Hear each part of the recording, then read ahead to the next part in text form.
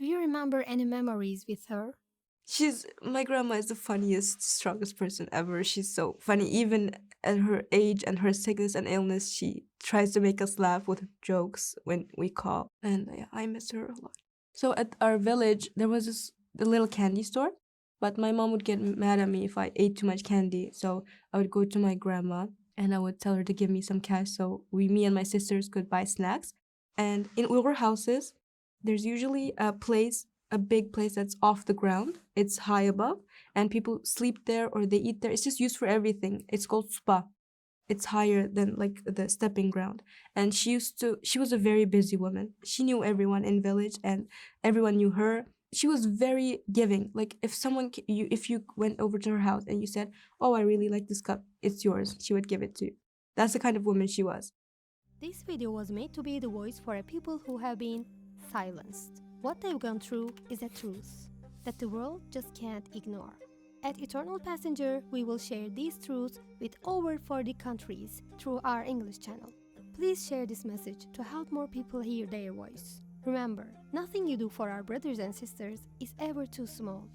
One share can awaken thousands. Is there someone looking after your grandmother there? My aunt is with her, but it's not enough for her.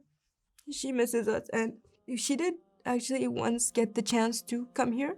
She wants to die and be buried in her homeland, so she didn't come. It's unimaginable. I can't imagine having to see my mother sick and not being there for her. And I don't ever want to accept the fact that someday she might die. I was not there for her burial, at least. It's just my mom is one of the most bravest women I know. She was there for my father. They supported each other, and we had to build a life completely differently from ground zero. So my parents are the strongest people I know, and I think this whole situation affects them more than it does us. Also, another story my mom mentioned is there was a time in Chinese history called the Cultural Revolution. During this revolution, Chinese people from all around the nations were transferred to East Turkestan soil so they can farm produce, and this produce, also Uyghurs and Chinese working together, this produce would go to the government. They were forced to go work on these fields. They got nothing in return. All the money, all the produce, it goes to the government. And every month, every person gets amount of wheat and corn flour. So it's like 7.5 grams of wheat and 5 grams of corn flour, and that's all you eat. No meat, no nothing. One day, when they were coming from work from the fields, they run each other on the street, and then my maternal grandfather invites my paternal grandfather over for dinner.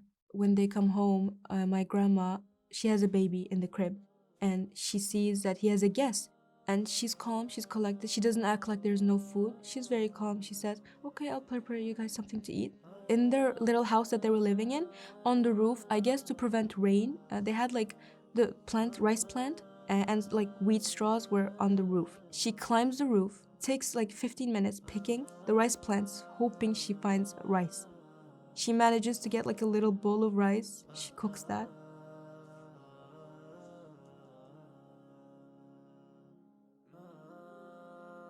She serves it to them.